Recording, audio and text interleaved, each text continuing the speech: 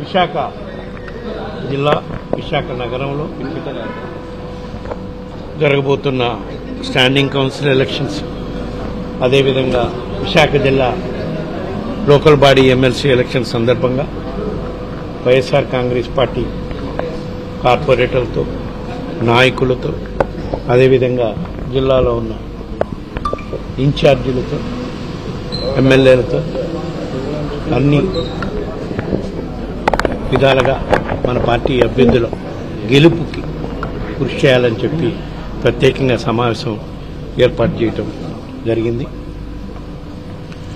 తప్పకుండా వైఎస్ఆర్ కాంగ్రెస్ పార్టీ సింబల్పై గెలిచిన కార్పొరేటర్లు కానివ్వండి, జడ్పీటీసీలు కానీ, ఎంపీటీసీలు కానీ అందరూ కూడా పార్టీ ఇచ్చిన ఆదేశాల ప్రకారం పార్టీ నిలబెట్టిన అభ్యర్థులను తప్పకుండా గెలిపిస్తారని, ఎందుకంటే మా పార్టీ అధ్యక్షుడు జగన్మోహన్ రెడ్డి గారు చెప్పడం జరిగింది. పార్టీకి లాయలు విలువలతో కూడిన రాజకీయం చేయాలి. అధికారం ఈరోజు ఉండొచ్చు, పోవచ్చు, కానీ ప్రజల్లో మనకుండే, పార్టీకి ఉండే దీన్ని చూసుకొని మనం ముందుకు పోవాలి అని చెప్పి చెప్పడం జరిగింది. కాబట్టి తప్పకుండా ఈ ప్రభుత్వం అధికారంలోకి వచ్చినాక ఏ విధంగా అయితే కొన్ని అక్రమాలు ఇవన్నీ కార్యక్రమాలు చేస్తున్నారో తప్పకుండా వాటిని తిప్పికొట్టే కార్యక్రమం చేస్తాం. ఈ ఎలక్షన్లో పార్టీ నియమాలకి, పార్టీ ఇచ్చిన సందేశానికి కట్టుబడి మా జగన్మోహన్ రెడ్డి గారు పెట్టిన అభ్యర్థుల విజయం తప్పకుండా సాధిస్తామని చెప్పి ఈ సందర్భంగా తెలియజేస్తున్నాం. స్థానిక సంస్థల ఎన్నికలకు సంబంధించి చూసుకున్నట్లయితే క్యాంపు రాజకీయాలు మొదలుపెట్టారని తెలుస్తుంది. వాళ్ళందరినీ కూడా అవసరమైతే వాళ్ళని కొనుగోలు చేసేందుకు కూడా సిద్ధపడుతున్నారని వార్తలు వస్తుంది. ఏ విధంగా ముందుకు వెళ్ళిపోతున్నారు?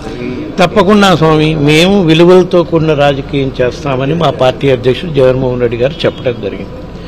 దానికి అనుగుణంగానే స్థానిక సంస్థల ఎమ్మెల్సీ ఎలక్షన్ల వరకు వచ్చేళ్ళకి మాకు మామూలుగా అయితే అసలు 80% ఓటింగ్ వైఎస్ఆర్ కాంగ్రెస్ పార్టీ సింబల్పై గెలిచిన వాళ్ళదే ఉంది.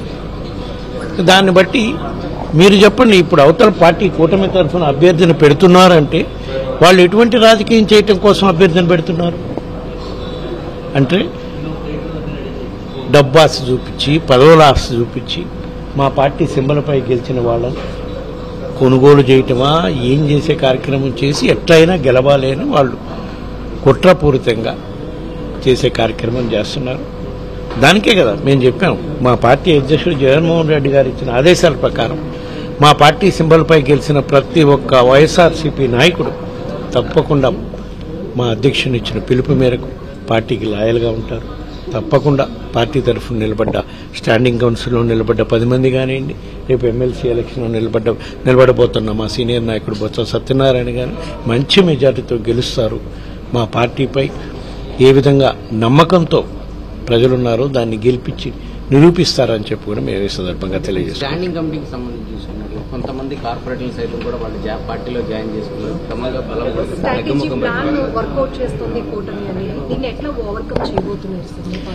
ఎట్లా ఓవర్కమ్ చేయబోతున్నామో మేము కూడా మాట్లాడుకున్నామమ్మా. సరే, వాళ్ళు కుట్రపూరితంగా ముందే అనుకున్నాం కదా, కొంతమంది కార్పొరేటర్లు తీసుకున్నారు, మీకు తెలుసు అది.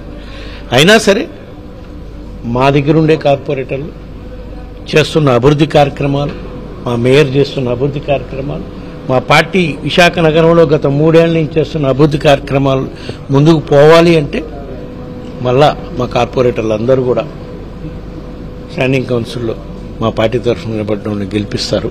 తప్పకుండా ఇప్పుడు చేపట్టిన అభివృద్ధి కార్యక్రమాలన్నీ కూడా ముందుకు తీసుకుపోవాలని ఆశిస్తాం. Thank you.